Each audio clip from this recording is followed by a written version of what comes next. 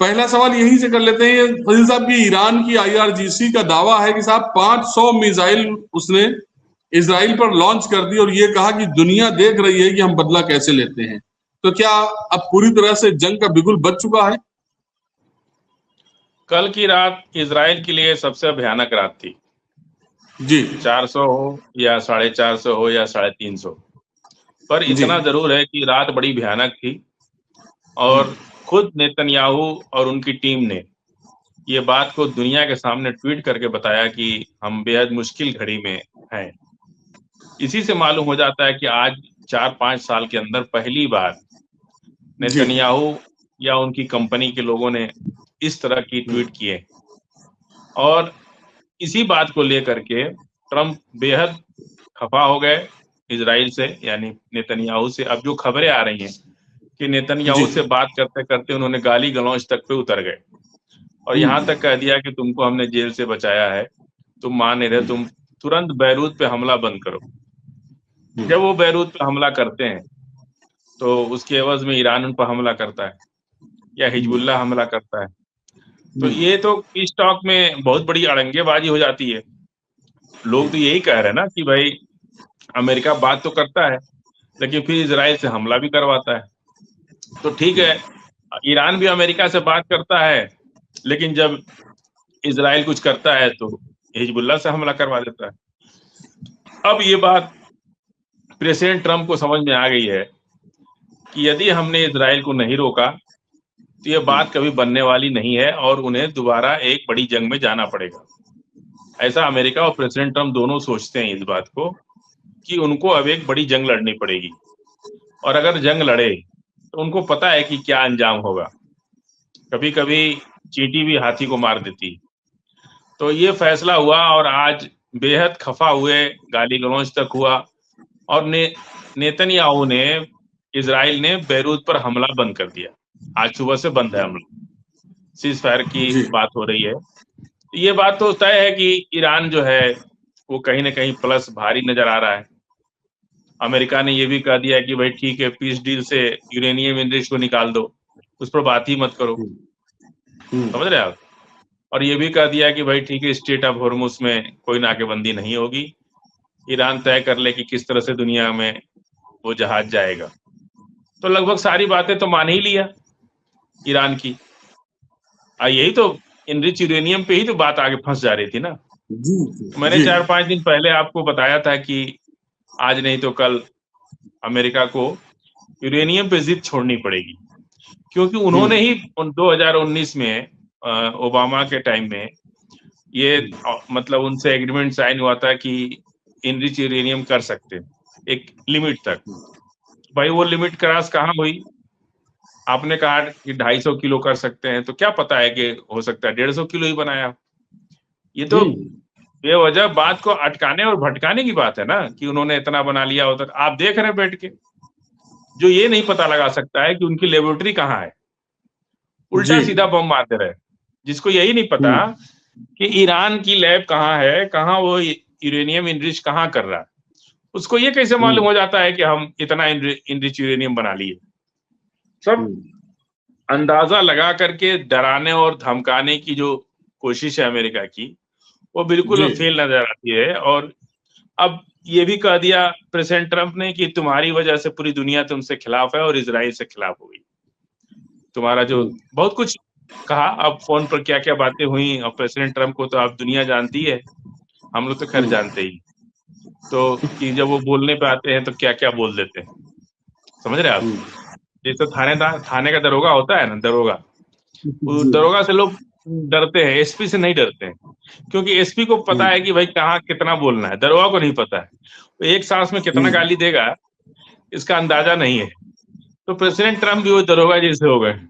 उनसे लोग बात करने में घबराते हैं कि पता नहीं बात करते करते कब गाली देना शुरू करते हैं और कितना गाली देंगे उसका अंदाजा नहीं है।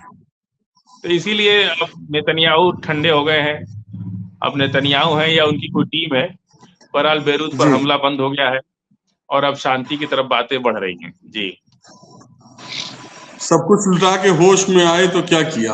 अब इतना नुकसान करने के बाद जो अगर ठंडे पड़ गए तो अभी ठंडे नहीं पड़े हैं वो। नहीं नहीं, अभी आपका सोचना गलत है। वो ठंडे जी नहीं पड़े हैं अभी। अभी 2-4 दिन के बाद देखिए कुछ ना कुछ फिर होगा। ऐसा नहीं है, लड़ाई इतनी जल्दी खत्म होने वाली नहीं है। ठंडे वही उंडे मैं नहीं कह पड़े रहा हैं। हूँ।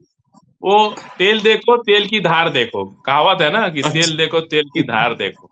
अभी देखिए 2-4 दिन के अंदर क्या होता है। जी तो मैं वो सवाल छोड़ते हुए आगे चल रहा हूँ। अगर ये जंग जो अभी शुरू हुई है, आप कह रहे हैं कि चलती रहेगी, क्या रुक रुक के छुटपुट तरीके से चलेगी, या एक जंग बिल्कुल वार की तरह जैसे भी हुआ है, पिछला वक्त गुजरा है, उसी तरह से ही जंग चलेगी? देखिए, एक तो पहली बात कि नेतन्याहू की गद्दी इजराइल में चली जाएगी। और जो भी इलेक्शन होगा तो नेतन्याहू नहीं आएंगे जीत के। नई सरकार आती है, नया लीडर आता है, वो किस नजरिए से किस तरीके से इसको डील करता है, एक तो उस पर निर्भर करेगा। दूसरा, फिलहाल प्रेसिडेंट ट्रम्प को मिड टर्म इलेक्शन फेस करना है। उन्होंने कह दिया कि हमें इलेक्शन की कोई चिंता नहीं है, हम हार भी जाएंगे तो कोई बात नहीं, यहां तक बोल दिया। और ये बात जो है अवाम में बहुत खलती है जब कोई लीडर इतना अहंकार में बोलता है। तो उनको पता है कि हमारी स्थिति अच्छी नहीं है। अब लेकिन पार्लियामेंट जब चलेगी तो प्रेसिडेंट ट्रम्प के अपने सीनेटर्स 3 उनके खिलाफ जाके उनको वोट दिए थे कांग्रेस के इलेक्शन में। तो अब उनको डर है कि पार्लियामेंट में हम क्या जवाब देंगे। तो ये सोच रहे हैं कि फिलहाल अभी जंग को रोक करके थोड़ा माहौल को शांत करते हैं ताकि हमारा इलेक्शन निकल जाए और इलेक्शन में ये सब मुद्दा ही ना बने। जैसे शांति हो जाएगी तो फिर वो लोगों का ध्यान हट जाएगा इस पर से। अभी अगर लेकिन ईरान तो शांत नहीं होने देगा ना आपको। आप जैसे हिटलर ने कहा कि पोलैंड से लड़ाई हुआ तो बोले कि ठंड निकल जाने दीजिए फिर हम इनको बताते। तो यूएसएसआर ने कहा कि वो ये ठंड से डर रहा है। वो ठंड में क्या वो बचाएंगे, वो ठंड में यूएसएसआर ने ही हमला कर दिया। जब हमला कर दिया तो लड़ाई तो लड़ना पड़ेगा। और जब लड़ाई लड़े तो बंदूक लिए लिए जवान जम गए, इतनी ठंड पड़ती है। अब जब जम गए तो युद्ध हारना पड़ा। उसके बाद दुनिया में मोसोलिनी और हिटलर का क्या हाल हुआ वो आज भी एक मिस्ट्री बनी हुई है, लेकिन दुनिया जानती है कि वो जो कुछ हुआ अच्छा नहीं हुआ। तो ये जो कहते हैं ना आधा हकीकत आधा फसाना, सुने है ना? जी ये जो प्रेसिडेंट ट्रम्प आधा हकीकत और आधा फसाना लेके चल रहे हैं, उनको लगता है कि हम फिलहाल युद्ध मतलब बातचीत करके मामले को ठंडा करते हैं, इलेक्शन निकल जाएगा फिर देखेंगे। तो आपके मामले को भले आप ठंडा रखिए, ईरान ठंडा नहीं होने देगा उसको। ईरान जो है वो ठंडा नहीं होने देगा। आप या तो फुल एंड फाइनल अपनी डील फाइनल कीजिए, बातचीत करिए और उस पर अमल कीजिए, और नहीं तो युद्ध करिए। ईरान इस बात के लिए तैयार बैठा है। आप नहीं चाहेंगे तो युद्ध नहीं होगा। तब तक युद्ध ईरान शुरू कर देगा, आप नहीं करेंगे तो। आखिर कुवैत पर हमला किया है ना, बहरीन पर हमला किया है ना, तो आप नहीं युद्ध करेंगे मत करिए। ईरान आपको चैन से बैठने नहीं देगा, इलेक्शन नहीं लड़ने देगा आपको। आप सोच रहे कि हम मामले को इधर उधर भटका उटका के किसी देर शांत करके और हम चुनाव कर लें, तो नहीं हो पाएगा जी। तो ये जो कंडीशन अगर रही है, तो अब क्या आने वाले वक्त में ट्रम्प क्या इस जंग के लिए पूरी तरह तैयार हो पाएंगे, जारी रख पाएंगे इस जंग को, या फिर जो है फिर वही बड़े बेआबरू होकर तो एक कूचे से हम निकले? देखिए, जो पेड़ बहुत बड़ा होता है उसे गिरना होता है, उसकी उम्र पूरी हो जाती है। तो अमेरिका बहुत लंबे समय से पूरी दुनिया में दादागिरी कर रहा है, उसका वक्त अब पूरा हो चुका है। अब चाहे जय दिन जितने तरीके से, और हमेशा कोई बहुत बड़ा आदमी बहुत छोटे आदमी से मार खाता है, ये आप जान लीजिए।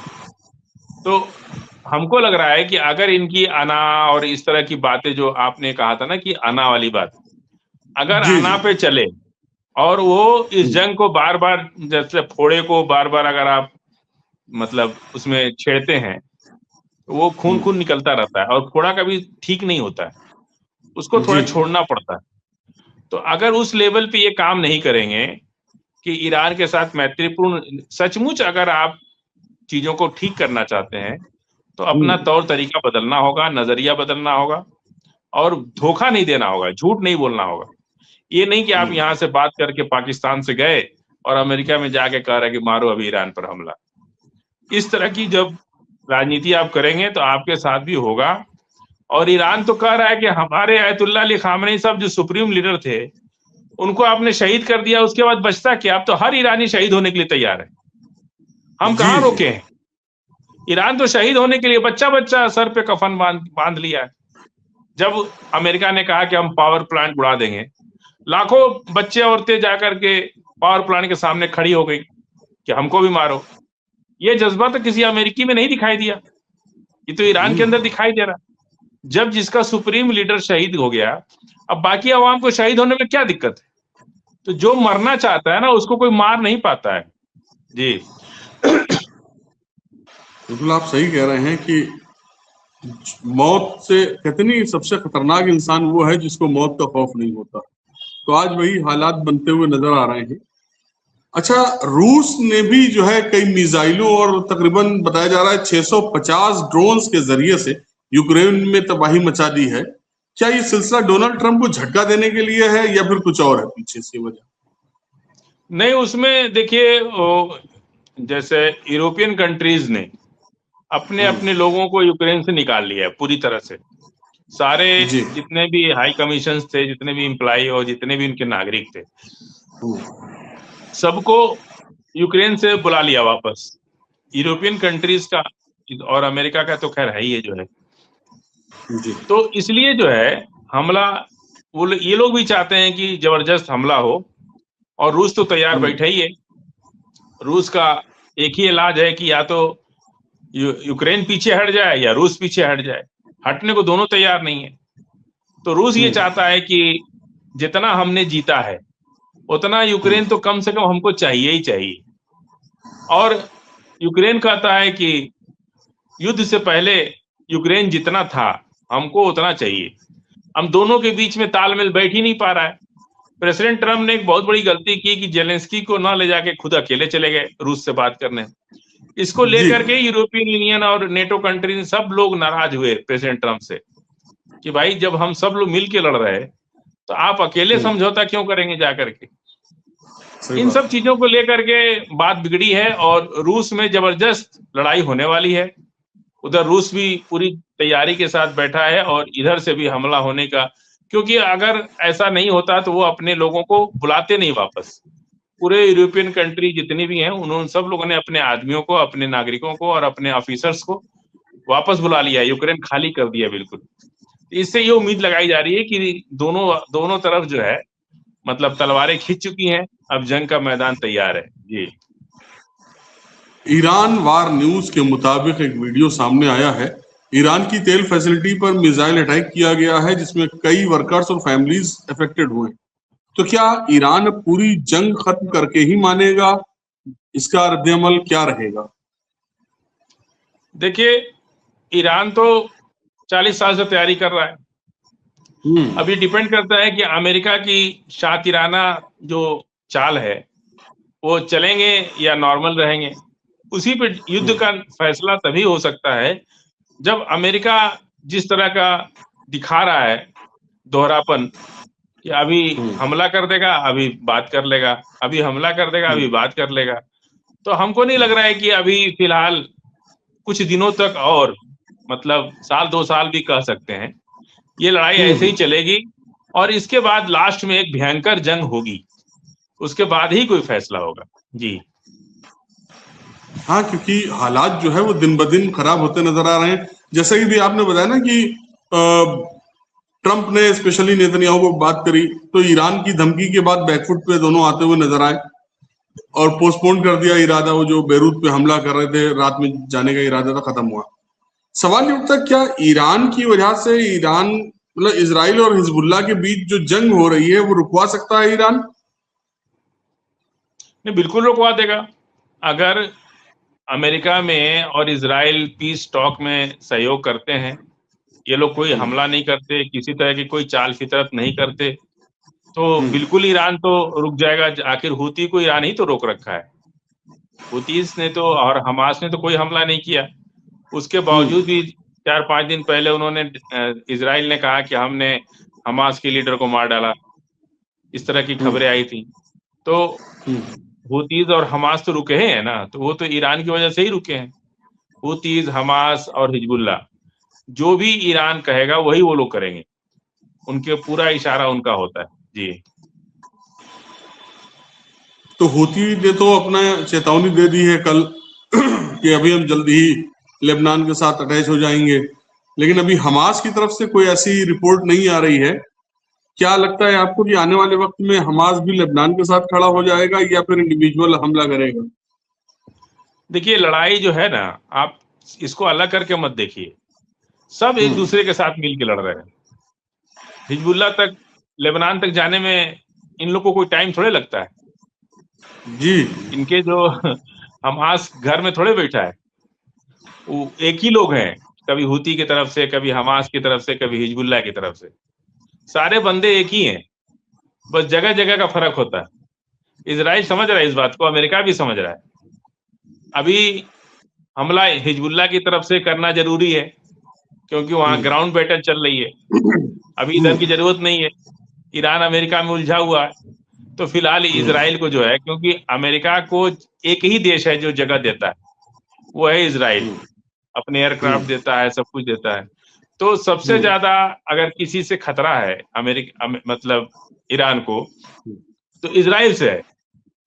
तो वो अमेरिका के साथ साथ इजराइल को भी, जैसे मुर्गी के साथ बच्चे होता है ना, जैसे मुर्गी के साथ बच्चों को भी पकड़ना पड़ता है, उसी तरह से अमेरिका के साथ साथ इजराइल को भी दबोचना पड़ता है, तब जाके मामला ठीक होता है।